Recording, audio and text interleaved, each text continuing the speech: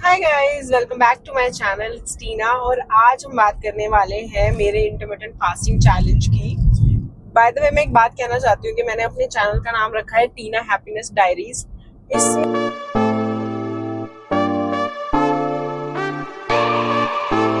मेरा मतलब ये सिर्फ यही है कि जैसे मेरी लाइफ के मैं कुछ पार्ट्स, कुछ डायरी के पन्ने आपके साथ शेयर करना चाहती हूँ। तो अगर आपको ये नाम अच्छा लग रहा है तो कमेंट सेक्शन में मुझे जरूर बताना, और अगर आपको लग रहा है कि मुझे चेंज कर लेना चाहिए या कुछ और होना चाहिए, अगर कुछ बेटर सजेशन है आपके पास तो आप वो भी बता सकते हो। अगर आपको ये अच्छा लग रहा है तो प्लीज थम्स अप देना या मेरे को बताना कि आपको ये अच्छा लग रहा है क्या। तो जब मैंने ये चैनल शुरुआत करी तभी मेरे को लगता है कि 2 महीने होने वाले इस चैनल को बनाए हुए। तो मैंने एक चैलेंज लिया था, वो था कि इंटरमिटेंट फास्टिंग करनी है मुझे 30 डेज के लिए। तो I took a intermittent fasting challenge for 30 days, but मैंने उसे कंटिन्यू करा for 45 days and it was a big thing for me because मुझे नहीं लग रहा था मैं एक हफ्ते तक भी कर पाऊंगी। लेकिन मैंने उसे 45 डेज किया। हालांकि मैं जब वेकेशन पे गई थी 3 बार, तो मैंने 3 दिन के लिए 16 घंटे का जो मेरा फास्ट था वो कंटिन्यू नहीं किया था। मैंने कभी 12 घंटे का पूरा किया उसे, ठीक है। लेकिन मैंने फिर भी पूरी कोशिश करी कि बाकी सारे टाइम में 16 घंटे का करूं, और कुछ दिन तो मैंने 18 घंटे का भी किया। तो मैं इसे कंसिडर करूंगी कि हमने 45 डेज तो अच्छे से कंप्लीट कर लिए। तो आज मैं अपनी पूरी जर्नी आपके साथ शेयर करने वाली हूँ कि इससे मुझे क्या फायदा हुआ, मैंने क्यों शुरुआत करी, और क्या जो चेंजेस मैं चाहती थी वो मुझे मिले या नहीं मिले। तो सबसे पहले बात करते हैं इंटरमिटेंट फास्टिंग चैलेंज मैंने क्यों लिया। तो मैंने ये इसलिए लिया था क्योंकि जब मैं प्रेग्नेंट हुई और फिर मेरा बेबी हुआ तो हमारी बॉडी बहुत ज़्यादा चेंज होती है, और मेरे को भी ऐसा लगता था कि मैं बहुत वीक रहने लग गई हूँ। बहुत ज़्यादा मेरे को थकान होती है, बहुत ज़्यादा मैं परेशान हो जाती हूँ, जल्दी सिर में दर्द हो जाता है। मेरे को एक साइनस का इशू भी चल रहा था काफ़ी। तो मैंने यूट्यूब चैनल पे ही देखा था सात्विक मूवमेंट करके, और उनको मैंने जब देखा काफ़ी तो मेरे को पता चला कि देखो सात्विक जो लाइफस्टाइल है उसमें आप इस तरीके से कर सकते हो कि आप इंटरमिटेंट फास्टिंग करो। इससे आपकी बीमारियां हील होती है। वेट ऑब्वियसली जो मेरा बढ़ गया था मुझे वो भी कम करना था। तो मुझे लगा कि ये मैं एक ऐसा चैलेंज है जो मैं अपने लिए खुद के लिए लेना चाहती हूँ कि मेरी लाइफ में मैं एक पॉजिटिव बदलाव लेके आ पाऊँ। बहुत टाइम से मुझे ऐसा लग रहा था जैसे मेरी फिटनेस की जो जर्नी है ना वहां पे मैं कहीं ना कहीं लैग कर रही हूँ या मैं स्टक हो गई हूँ, क्योंकि मेरा वेट जैसे बढ़ गया, हमारी बॉडी चेंज हो जाती है। जो खास करके जो प्रेगनेंसी से गुजरे हैं ना, जो न्यू मॉम है, वो अंडरस्टैंड कर सकते होंगे कि जो हमारे एनर्जी लेवल्स होते हैं वो हमेशा इतने डाउन रहते हैं, हम हमेशा थके रहते हैं। तो मेरे साथ भी वही सब चीजें हो रही थी, और मेरे को ऐसा लग रहा था कि ना जैसे पहले भी मैंने अपनी लाइफ में ना काफी बार वेट अपना लूज किया है, और इस बार मतलब काफी टाइम से मुझे ऐसा लग रहा था जैसे मेरे अंदर वो बचा ही नहीं है कि मैं इतना डिसिप्लिन या इतनी मेहनत दोबारा कर पाऊं। लेकिन मैं ऐसे भी नहीं चाहती थी कि मैं इसी वेट के साथ या इन्हीं एनर्जी लेवल्स के साथ स्टक होके रह जाऊं। तो मैं एक्चुअली चाहती थी कि मेरी लाइफ में एक चेंज आए, और मेरी जो लाइफ का जो रूटीन है या फिर जो मेरे एनर्जी लेवल्स है, जो मेरा डिसिप्लिन है, वो मैं वापस गेन कर पाऊं। तो ये था रीजन इस चैलेंज को शुरू करने का। तो अब बात करते हैं कि यही चैलेंज मैंने क्यों चूज किया। तो चूज करने का रीजन यही था कि इसमें ना एक तो मुझे एक्सरसाइज का कुछ नहीं था कि मेरे को ये था कि देखो एक्सरसाइज का मुझे टाइम मिलेगा तो ठीक है, because I am a new mom, बच्चे के साथ नहीं मिलता आधी बार टाइम ना। दूसरी बात ये भी थी कि क्योंकि मुझे इंटरमिटेंट फास्टिंग करनी है तो मेरा क्या था, 16 घंटे मेरे को फास्ट करना है और 8 घंटे की विंडो में खा सकती हूँ। तो ये भी मुझे बहुत इजी लगा करने के लिए, मतलब इतना इजी नहीं था जब शुरू किया था पता चला, लेकिन ये इस हिसाब से इजी था कि बच्चे के साथ आप ये कर सकते हो कि आप 16 घंटे आप नहीं खा रहे हो। वैसे भी बच्चे के साथ खाने को मिलता कहाँ पे है, तो अच्छी बात है, ठीक है, इस महीने इंटरमिटेंट फास्टिंग हो जाएगी। तो इसीलिए मुझे लगा कि ये मैं कर सकती हूँ कंटिन्यू। इंटरमिटेंट फास्टिंग को फॉलो करने का एक और रीजन भी था, वो ये कि इंटरमिटेंट फास्टिंग करते वक्त मुझे सिर्फ 16 घंटे फास्ट करना था। मेरे को शुरू में तो ऐसा ही लगा कि मुझे सिर्फ 16 घंटे फास्ट करना है। तो अब मान लो मैं जिम ज्वाइन करती हूँ, या मैं कोई क्लासेस ज्वाइन करती हूँ फिटनेस की, या मैं कोई जैसे आजकल डाइट होती है कीटो या वीगन, अगर ऐसा कुछ भी करती हूँ, तो प्रॉब्लम कहाँ आती है कि बच्चे के साथ अपनी पूरी अलग डाइट मेंटेन करना, बच्चे के लिए अलग बन रहा है, घर वालों के लिए अलग खाना बन रहा है, मेरे लिए अलग बन रहा है, तो ये बहुत डिफिकल्ट हो जाता है मेरे लिए। 16 आवर्स इंटरमिटेंट फास्टिंग में मेरे को क्या करना था कि मेरे को वही खाना खाना है जो मेरे घर में बन रहा है, बस मुझे सिर्फ 16 घंटे का फास्ट रखना है। बाकी 8 घंटे में वही खाना खा सकती हूँ जो सब खा रहे हैं, चाहे वो बच्चे के लिए खिचड़ी बन रही है वो खा लो, या घर वालों के लिए जो रोटी सब्जी बन रही है वो खा लो। तो ये चीज सोच के मुझे लगा कि ये मैं कर सकती हूँ, एक डिसिप्लिन आएगा, एक कॉन्फिडेंस आएगा, और दूसरी चीज वेट मैनेज होगा। अब मैं बताती हूँ कि मेरी इंटरमिटेंट फास्टिंग की जर्नी रही कैसी। तो सबसे पहले जब मैंने शुरू किया तो शुरू के 3-4 दिन तो काफी मुश्किल थे। पहले दिन तो मुझे बहुत भूख लग रही थी, मतलब मुझे ऐसा लग रहा था रात को ही कुछ उठ के खा लूं मैं। और मेरे को ये समझ में आया कि रात को जल्दी खाना खाना मेरे लिए कितना मुश्किल है। बच्चे की वजह से तो लेट हो ही रही थी, लेकिन मुझे भाई रात को तो बहुत भूख लग रही थी। लेकिन फिर उसके बाद जो अगले 3-4 दिन थे उसमें भी मुझे ऐसे काफी कंट्रोल करना पड़ा खुद को कि नहीं नहीं खाना, ये 16 आवर विंडो है तो वो फॉलो करनी ही करनी है। उसके बाद धीरे धीरे 5वें दिन से मुझे ऐसा लगा कि जैसे बिल्कुल नॉर्मल है, कुछ फर्क ही नहीं पड़ रहा। ये मैं एक्चुअल बता रही हूँ, मेरे को बिल्कुल ऐसा नहीं लग रहा था कि मुझे क्रेविंग हो रही है, मुझे खाने का मन कर रहा है। मुझे लगा काफी जल्दी असर हो गया इसका, तो ये तो बहुत अच्छी चीज है। लेकिन उसके बाद जब हम वेकेशन पे गए, 8th डे पे हम वेकेशन पे गए थे, वहां पे जैसे सब खा रहे थे और क्योंकि हमने रात को भी मैंने तो बहुत जल्दी खा लिया था, तो इसलिए मुझे सुबह भूख लगने लग गई। तो उस दिन मैंने अपनी इंटरमिटेंट फास्टिंग कंटिन्यू नहीं करी।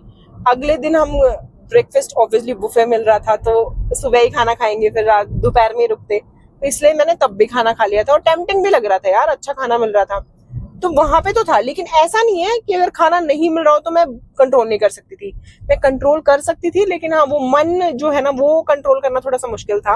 लेकिन मैंने लिमिट में खाना खाया, ऐसा नहीं कि मैंने भर भर के बहुत ज्यादा खाना ठूस लिया हो।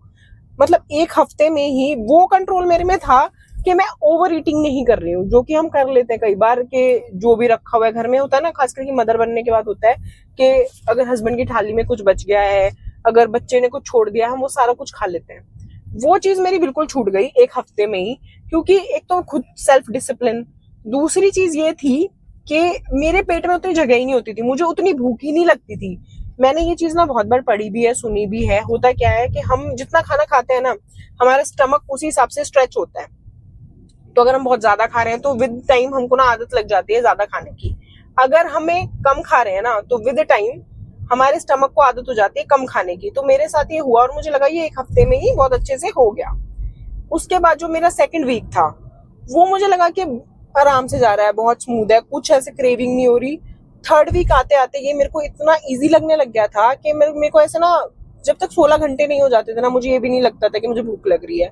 और जो 16 घंटे के बाद, मतलब ऐसा भी हुआ है कि 16 के 17 घंटे हो गए, 18 घंटे हो गए, मुझे जब भूख लगती थी ना, मैं उस टाइम पे खाना खाना शुरू करती थी और मुझे वो खाना इतना रिलीफ देता था, इतना अच्छा लगता था।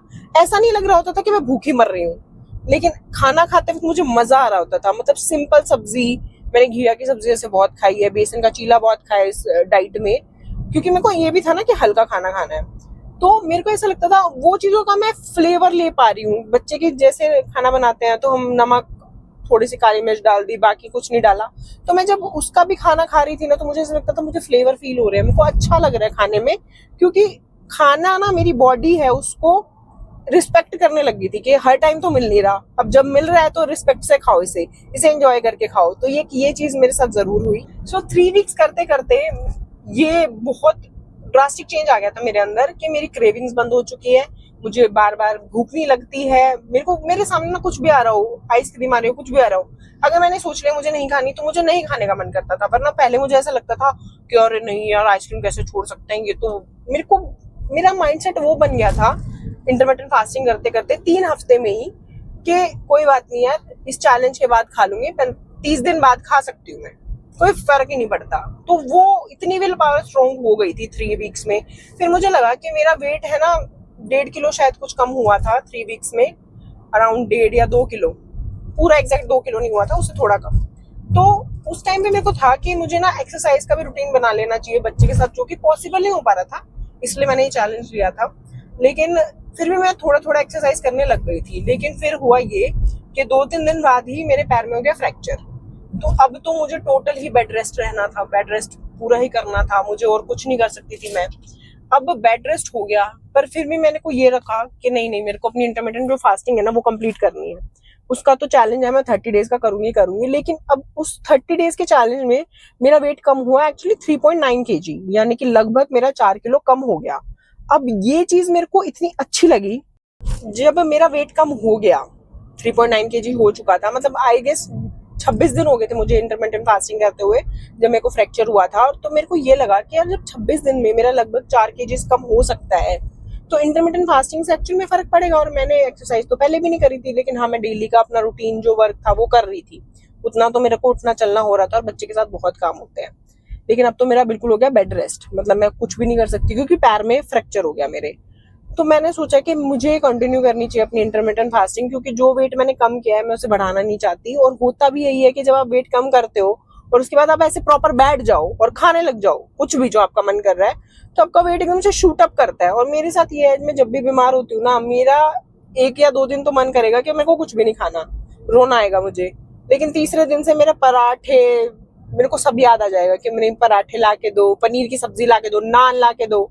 इस बार ऐसा कुछ भी नहीं हो रहा था। मैं ऑब्वियसली प्लास्टर की वजह से परेशान हूँ या मेंटली टेंस्ड हूँ, लेकिन उतनी दुखी नहीं थी। मैं सच बता रही हूँ, मेरे अंदर से मैं बहुत पॉजिटिव थी। और ये सारा चेंज किस वजह से आ रहा है? सिर्फ खाने की वजह से। हम बोलते हैं ना, जैसा खाओ अन्न वैसा हो जाएगा मन। मैंने बीच बीच में बाहर की भी चीजें खाई है, कभी चाप खाई है, कभी हमने कुछ आइसक्रीम खाई है, और चीजें भी खाई है। ऐसा नहीं है मैंने बिल्कुल ही अवॉइड करा था, पर वो सिर्फ 8 घंटे की जो मेरी विंडो थी ना, ईटिंग विंडो, उसी में खाया था मैंने। तो एक्चुअली मुझे ये फील हुआ कि इस बार जब मैं बीमार हूँ या प्लास्टर मुझे बन गया है, तो मुझे कोई ऐसी बेहुदा क्रेविंग नहीं हो रही जिसको खा के मुझे गिल्ट हो। कोई बहुत अच्छी चीज मिल भी जाती थी ना हैवी, जैसे छोले भटूरे मिल गए, टिक्की मिल गई, तो मुझे ऐसा लगता था 1-2 चम्मच खा लेती हूँ, मुझे ज्यादा नहीं। तो सबसे बड़ी अचीवमेंट तो यही थी कि बैठे बैठे क्रेविंग नहीं हो रही, स्विगी जोमेटो करने का मन नहीं कर रहा। वो सबसे बड़ी ही मेरे को लगा था मेरी जीत है कि मैं ये कर पा रही हूँ। ये मेरे से नहीं होता था, मेरे को खाली बैठे खाना ही सूझता था। मैं बोर हो रही हूँ तो मैं खाना खाने लग जाती थी, नहीं तो मैं बनाने लग जाती थी। ये मेरा मतलब सीरियसली पर्सनल टाइम पास था। अब दूसरी चीज ये कि मेरे को ये बहुत स्ट्रांग विल पावर थी उस टाइम पे कि यार 4 किलो जैसे तैसे कम किया, अब ये बढ़ाना तो नहीं है। हालांकि मुझे ज्यादा उम्मीद नहीं थी कि फुल बेड रेस्ट पे वेट कम हो सकता है या मैनेज हो सकता है। मुझे लग रहा था थोड़ा बढ़ जाएगा, पर एटलीस्ट कम से कम 2 किलो बढ़ जाए, 4 किलो तो ना ही बढ़े वापस, या उससे ज्यादा तो ना बढ़े। क्योंकि ये हमेशा होता है कि जब आप ऐसे छोड़ देते हो ना अचानक से, तो शूट अप कर जाता है वेट। तो मैंने अपनी नॉर्मल 16 घंटे की फास्टिंग कंटिन्यू रखी, 8 घंटे की विंडो में खाया। पूरे 45 डेज मैंने कंप्लीट किए। हालांकि मैं उसके बाद भी कंटिन्यू कर ही रही हूँ अभी भी। अब मुझे मतलब पूरे 2 महीने हो जाएंगे कंटिन्यू करते हुए, लेकिन बीच बीच में ऐसे दिन गए हैं जब मैंने छोड़ दिया।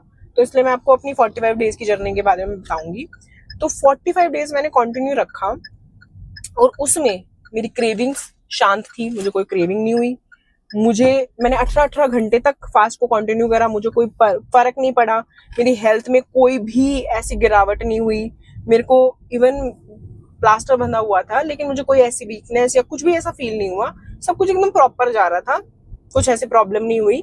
मैंने एक्चुअली अपने टेस्ट वगैरह भी करवाए थे नॉर्मल, जो मेरे को करवाने थे फ्रैक्चर के टाइम पे, तो वो भी सब कुछ ठीक आ रहे थे। जैसे मैंने अपनी बोन्स वगैरह चेक करवाई, तो मैंने पूछा भी डॉक्टर से कि ऐसा तो नहीं है मेरी बोन हेल्थ खराब थी क्या या कुछ भी। तो ही वाज लाइक नहीं नहीं, नथिंग वाज रॉन्ग, सब कुछ नॉर्मल था। अब हो गया फ्रैक्चर, तो उसका कोई रीजन नहीं है कि आप कम खा रहे हो या कैसा खाना खा रहे हो, उसकी वजह से कुछ नहीं था।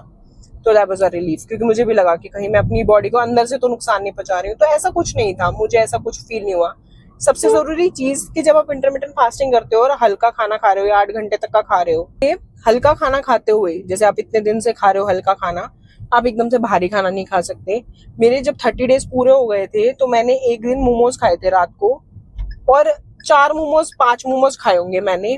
भाई जो मेरी हालत खराब हुई, मतलब ऐसा नहीं कि बहुत ज्यादा बिगड़ गई थी, नहीं, वो नहीं होता मेरे साथ, टचवुड होना भी नहीं चाहिए। लेकिन मेरे को पेट में दर्द हुआ, एक्चुअल मुझे दर्द फील हुआ कि मेरे पेट को या मेरे स्टमक को इतना प्रेशर पड़ रहा है ना उसको डाइजेस्ट करने में, कि वो कह रहा है बहन मत खिलाए, मत खिला मुझे ये सब कुछ अड़ंगा ना, मुझे नहीं खाना, मुझे वो अपनी दाल रोटी खानी है सिंपल सी, तू ये कचरा क्यों डाल रही है मेरे अंदर। मेरा पेट ऐसे कह रहा था मुझे। अगर आप भी इंटरमिटेंट फास्टिंग करो, तो ये तो मैं स्पेशली बोल रही हूँ कि आप ऐसा बिल्कुल मत करना कि आप 15-20 दिन तक आप इंटरमिटेंट फास्टिंग कर रहे हो या 30 डेज तक कर रहे हो और फिर 31st डेज पे टूट के पिज्जा खा लो, ये खा लो, वो खा लो। मत करना, बिल्कुल मत करना, बहुत पेट में दर्द हो जाएगा। मैंने बीच में जैसे कभी पिज्जा खाया भी है तो 1 स्लाइस खाई है, कोई बहुत अच्छी क्वालिटी वाला पिज्जा है या घर पे बना रखा है तो 2 स्लाइसेस खा ली, कुछ फर्क नहीं पड़ा। अगर आप अच्छा खाना खा रहे हो, अच्छे इंग्रेडिएंट्स वाला खा रहे हो, कुछ फर्क नहीं पड़ेगा, लेकिन वो भी लिमिट में खाना। लेकिन जैसे मैंने बाहर के स्ट्रीट स्टाइल वाले जो मोमो होते हैं ना, वो खाए थे भाई, 5 खा के जो मेरी हालत ऐसी हुई है ना, मुझे तारे दिख गए थे। और उसके बाद मैंने सोच लिया था कि मैं नहीं खाऊंगी हैवी खाना, बिल्कुल भी नहीं खाऊंगी, और मैंने उसके बाद नहीं खाया है। छोले राजमा भी जैसे मैंने बहुत कम कर दिए थे इंटरमिटेंट फास्टिंग के दौरान, तो वो भी मैंने जब खाए हैं ना किसी दिन, तो बहुत थोड़ी क्वांटिटी में खाए हैं, क्योंकि अगर मैं ज्यादा खा रही थी तो मुझे दिक्कत हो रही थी। तो वो नहीं करना है आप लोगों को भी, वैसा बिल्कुल मत करना। अब मैं आपको बताती हूँ कि जब मैंने कंटिन्यू रखी इंटरमिटेंट फास्टिंग तो मुझे कोई फायदा हुआ या नहीं हुआ कंप्लीट बेड रेस्ट में। जब मैंने 45 डेज के लिए इंटरमिटेंट फास्टिंग को कंटिन्यू रखा, जो कि वैसे मैं अभी भी कंटिन्यू कर ही रही हूँ, लेकिन मैं रिजल्ट जो आपको बता रही हूँ 45 डेज वाले बता रही हूँ, तो मैं खुद इतनी ज्यादा शॉक्ड थी एक्चुअली। तो बेड रेस्ट की वजह से मैं अपना वेट भी नहीं चेक कर रही थी, मुझे ऐसा लग रहा था नहीं यार वेट बढ़ा हुआ आएगा ना, मेरा बड़ा डिसअपॉइंटमेंट हो जाएगी। लेकिन फिर भी मैंने एक दिन वेट चेक कर ही लिया, क्योंकि होता है ना बच्चे का वेट आपको रेगुलरली चेक करना होता है, तो मेरे को बुब्बू का ही वेट चेक करना था एक्चुअली। लेकिन फिर उस बच्चे का कैसे वेट चेक करता है घर पे, उसको गोद में उठा के, तो अपना जब तक चेक नहीं होगा तो पता कैसे चलेगा। तो वैसे तो उसके पापा से ही करवा रही थी, क्योंकि मुझे तो खड़ा होना अलाउड नहीं था। लेकिन क्योंकि फिर मुझे लगा नहीं यार प्लास्टर बंधा हुआ है, थोड़ा सा आप तो खड़ा होके देख सकते हैं वेइंग मशीन पे। मैं ऐसे फिंगर क्रॉस करके, और बड़े ऐसे माइंड में तो मेरे बहुत नेगेटिविटी थी, मुझे ऐसा था कि नहीं यार बड़ा हुआ आएगा, लेकिन कोई बात नहीं, हम ऐसे मान लेंगे प्लास्टर का बड़ा है, मेरा खुद का नहीं है। और मैं चढ़ी और मैं हैरान यार, मेरा वेट कम आ रहा था, पहले से भी कम। जो मैंने जब लास्ट मैंने अपना वेट चेक किया था ना, तो क्या 4 kg कम हो गया था। लेकिन जब मैंने प्लास्टर के साथ अपना वेट चेक किया तो वो 4.5 kg कम आ रहा था। मतलब मेरा आधा किलो वजन और कम हो गया। मैं ये सोच के इतनी हैरान थी और इतनी ज्यादा खुश कि ये कैसे, मतलब 15 दिनों में चाहे आधा किलो और कम हुआ हो। लेकिन यार ये बहुत अच्छी बात है कि प्लास्टर में और बेड रेस्ट में मेरा वेट और कम हो रहा है। एंड देन आई रियलाइज्ड कि भाई प्लास्टर का भी तो वेट होगा।